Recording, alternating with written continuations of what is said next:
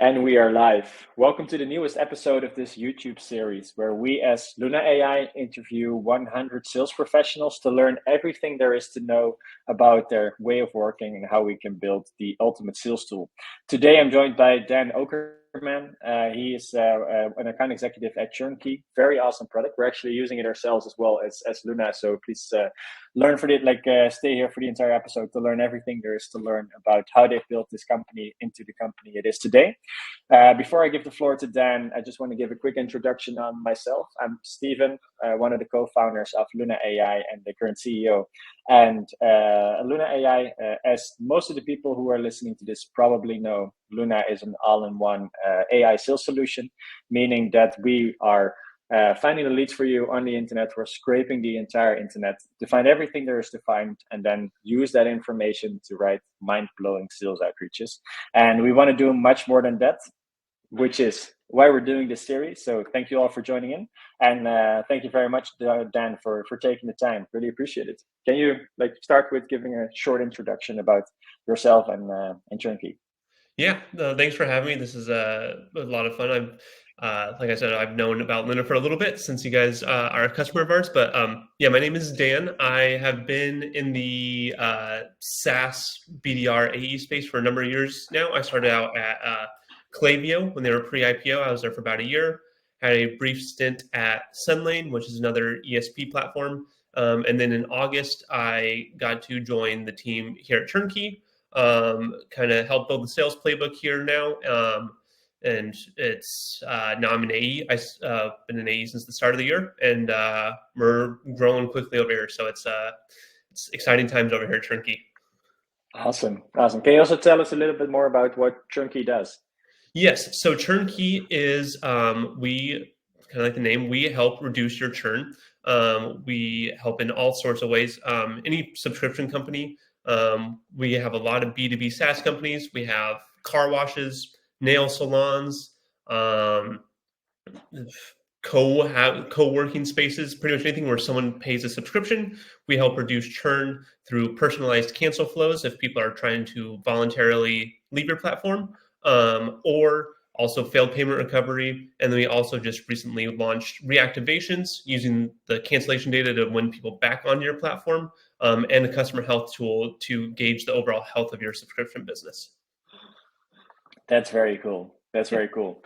Awesome. Well, thanks so much. Let's dive in. I think one of the most interesting things I also like to talk about with the guests on the show is that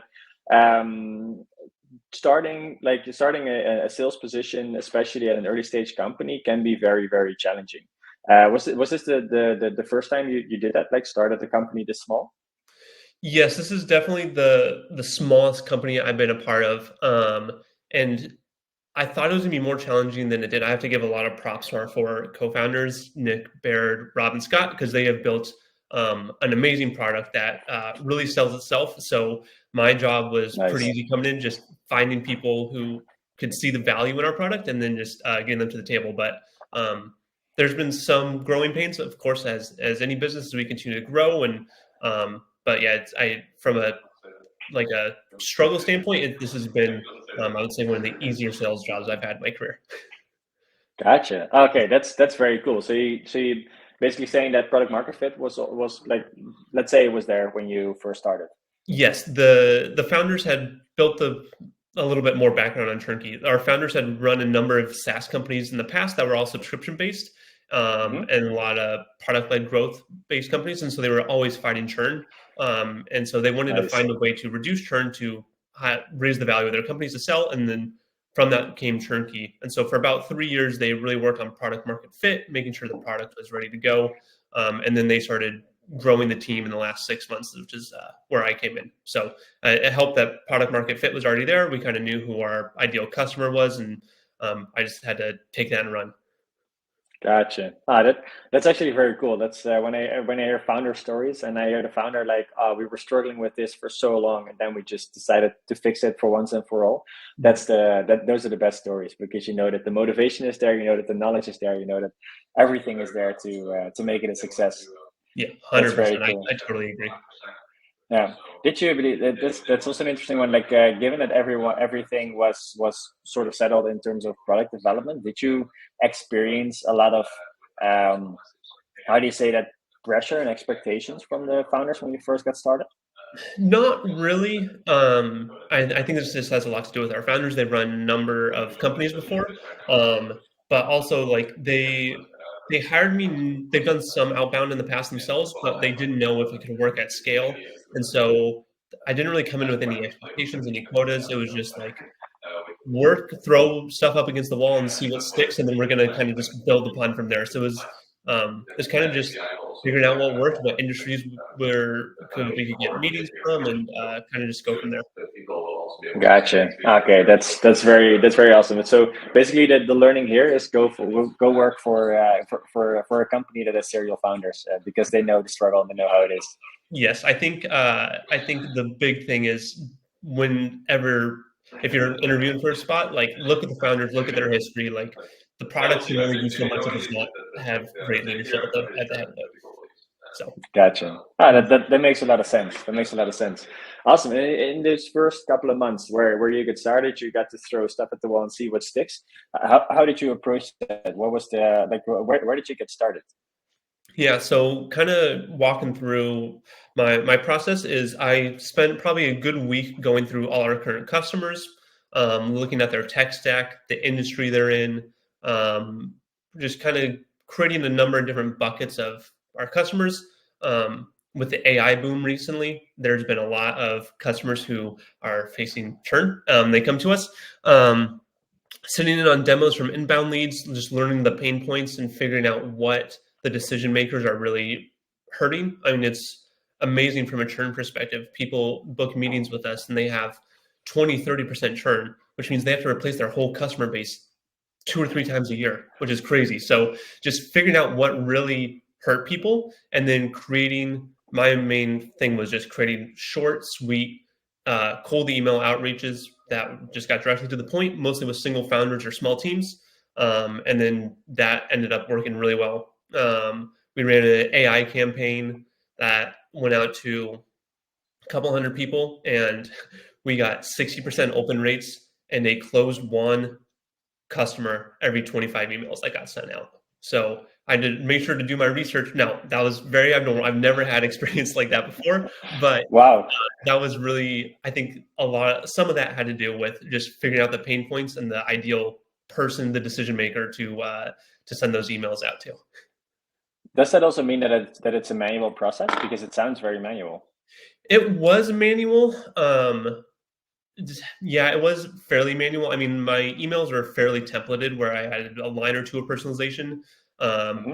and it was mostly just showing social proof, understanding that they probably had a pain, and then one follow-up email after that. But now that we're growing and getting into more industries, it is more of a manual process, which I'm trying to get some AI in to automate or help me speed that up a little bit. Yeah, Yeah. that's very cool. And that's also a very interesting one. Like, what would you say is the ideal? Let's call it the software. Let's leave AI out of it. AI is a tool and not like a goal, so to Yeah. say. But how could that be automated in the perfect world? I What kind of think personalization do you do? Because I can imagine if you're really looking into, okay, what can this person's pain be, that it's very detailed.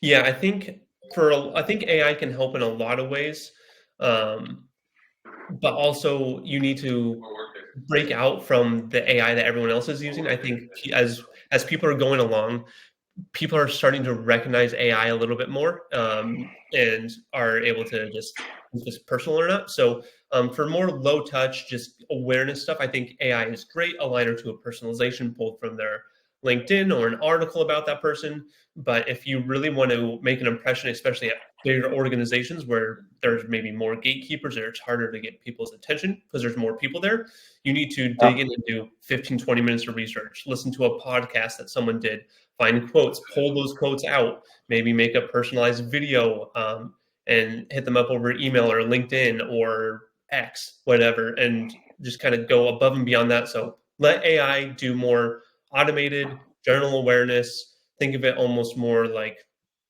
a Facebook or an Instagram or a LinkedIn awareness campaign where you're just have a large audience, batch and blast, just getting impressions out. But to really like land those big fish in sales, you need to kind of go above and beyond and do proper research. Gotcha. That's a lot of work. How did you determine whether that was worth it? Like I can imagine if you close a customer for every 25 times you do it, it's an easy business case. But let's say not everyone is able to get results like that, so to say. How did you determine like, hey, this is worth it for me to spend basically to listen to an entire podcast just to send someone a cold email? Yeah, I tried to kind of rank the prospects that I'm going out of after. So there's the bucket of like we have very similar customers, we have case studies on this, and so like you may not need as big of a touch because it's like, hey, this let's do plagiarism detector. We have 3 others that we have case studies on. Would you like to replicate the results that your competitors are getting? But let's say it's a new industry we're trying to get into or break in where we don't have as much leverage or as much social proof. We need to spend that more time because not only is that time worth it to land a bigger account, but it also opens the door to many other accounts if we land that lead at the end of the day. So it's just basically the you put more time in at the front to make the other things easier in the future for that industry or niche. That makes sense. That makes sense, and that's also an interesting one. Like, I can kind of guess what the answer is going to be, but like, let's keep it an open question. What is your view on the use of case studies in outreach campaigns? I think it's effective in my cadence. I only try to do 2 or 3 email sequence because I just don't want to bug people at the end of the day. So typically the first email is trying to address the pain point and then mention the case study, maybe link it, and then the follow-up email I dive in deeper, maybe show a screenshot of the results, and kind of address on that more just to show more social proof. Because if someone's interested and they see the pain point, they're going to click on the link, look at the case study, and dive in. But sometimes they just need a little bit more nudging. Maybe they're busy, didn't see the first email. So that's when I put in more social proof on the second hit. Gotcha. That is very interesting. Are you only using email at this moment for your outreach campaigns? I am. Email works for me. I think with our our customers are all over the world. They're not really in offices. We have small teams, so cold calling, you don't know what time someone's going to be in, and a lot of times they don't have an office phone. And personally, I feel weird calling someone's cell phone for a business purpose if they don't know who I am before. So yeah, cold email, a little bit of LinkedIn. Occasionally, I'll respond to someone on Twitter or X. Yeah, it's mostly cold email for me. Gotcha. That is interesting. Like, LinkedIn is a very interesting platform, but it's also very difficult to get on it in terms of automation, right? To actually get information from it and stuff like that.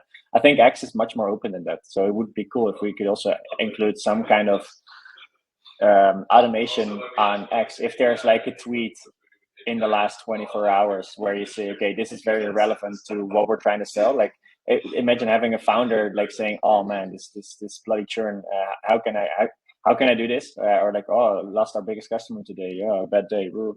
And then you can say like, oh yeah, I know how this feels. Like a lot of our customers do that as well. Don't pitch, but just like get on their radar, and then like, hey, I just saw this tweet, got me to think maybe we can help you. That would be a pretty solid campaign. Yeah, it's worked in the past. That and on LinkedIn too. If I just search churn or retention and just add myself to the conversation, not pitching, but just include myself in the conversation. And if they want to check me out, all my info is on my page, so they can reach out and book a meeting if they want to. But yeah, I try social. I just try to keep it. I try to keep it less salesy because there's so many people who just hard pitch the second they reach out to you, and it's not fun for anyone. Yeah, gotcha. That makes a lot of sense. One thing that we have been spending a lot of time on as Luna, and we're also asking many of our customers and the people that get on this podcast, is how you determine whether something actually works. Like, how do you know that you're doing the maximum possible, right? So that's something that we're very like that we're struggling a bit on. Like, how can we build a sequence, or how can we build like this campaign or something like that, and we know that we know beforehand that it's going to be worth our time, which is of course going to be difficult, but also how do we know that it cannot get better? Is it something that you are spending time on as well? It's something I spend time on, but not digging down into the numbers. I think being a BDR for a number of years now, I kind of know that point I need to just kind of scrap an idea and know it's not going to work, and go from there. A good example is when I first started, I would go on product hunt and go 9 months from the launch date and hit up those companies had who launched on product hunt that day. It's like, hey, you're 9 months in. I'm sure all those new customers you sold on monthly plans or annual plans are starting to trickle off, and churn may be an issue.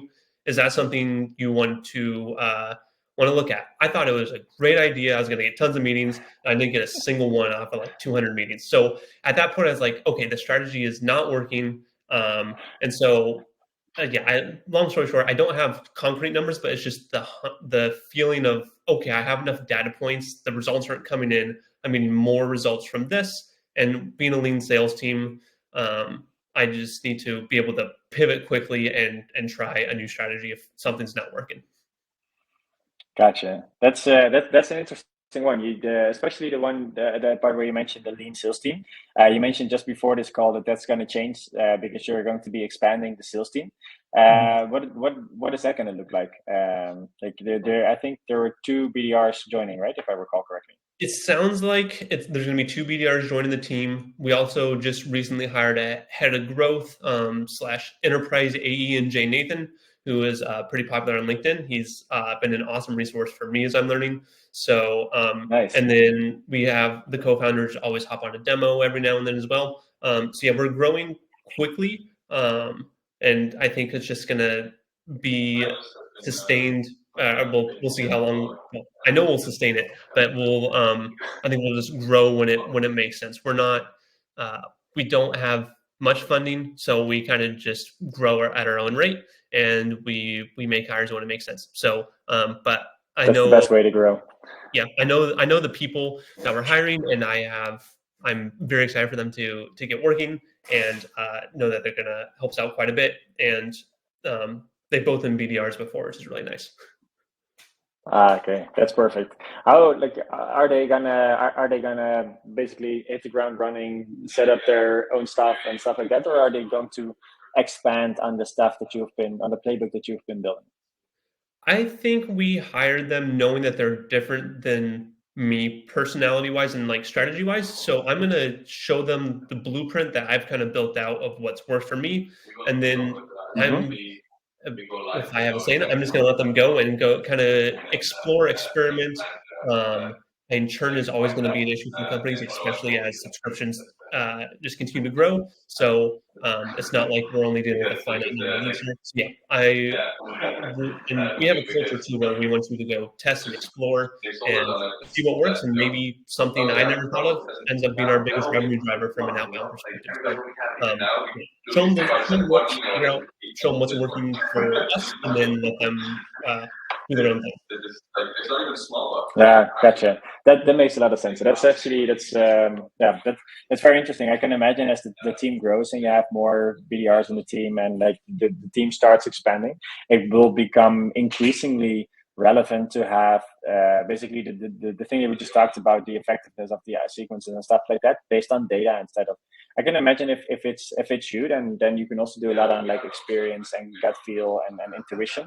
But as soon as you have multiple people in the team trying to sell the same product and making sure that they're all as effective as possible, that becomes increasingly relevant.